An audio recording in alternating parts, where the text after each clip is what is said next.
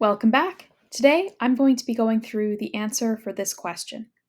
If a, b, and m are integers and x plus a times x plus b is equal to x squared plus mx plus 12, find all possible values for m. Okay, so first thing I'm going to do is I want to make the left side look more like the right side, and so I'm going to expand it. To expand it, just a reminder that I'm going to be using the FOIL method. The FOIL method states that we should multiply the first, outer, inner, last, and add those all together. So first would be x times x, because each x is the first in its respective factor. So that's going to be x squared, x times x. Then if we do outer, we get x times b, so plus bx. Then inner would be a times x, so that's plus ax. And then last would be ab. And that's equal to x squared plus mx plus 12. And then one thing I notice is that I can factor the a and plus b out from the x terms as well, just to make this look even more like the right side. So this is the equivalent of x squared plus a plus b times x plus ab. And that's going to be equal to x squared plus mx plus 12. Now, the x squared on each side is pretty straightforward. That's going to be the same no matter what, so that's good. And then notice that the coefficient of x on my left is a plus b, and the coefficient of x on my right is m. So that means that a plus b must be equal to m. We also know that a times b is our constant on the left, and on our right, the constant is 12. So a times b must equal to 12.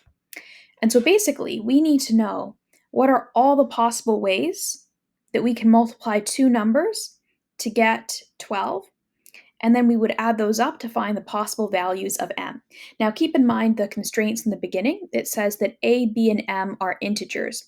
That means they can be positive or negative, or 0 technically, although that wouldn't work with the fact that a times b has to be 12.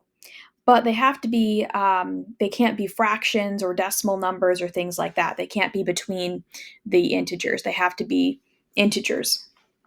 So I'm going to write out all the ways we could multiply two numbers to make 12. Well, we could do -1 times -12. That would work.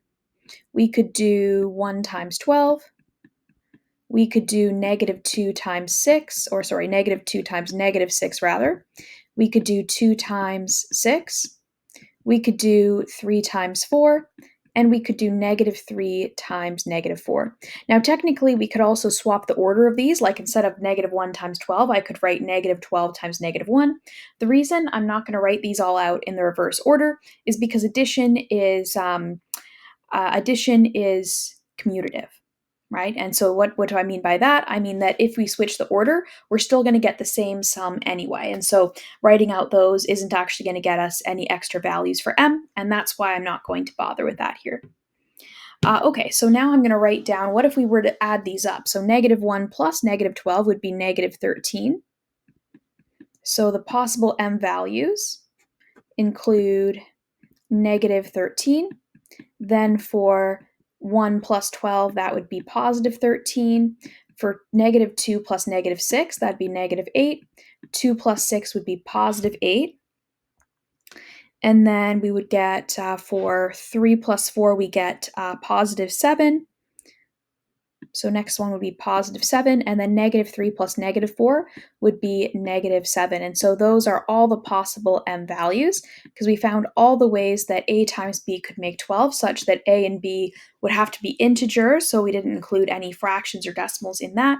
And then we added those pairings up to find the possible values for m, and all of those also were integers, which makes sense, right? If we're going to add up any two integers, we will always get an integer in return. Integers are closed under both addition and multiplication.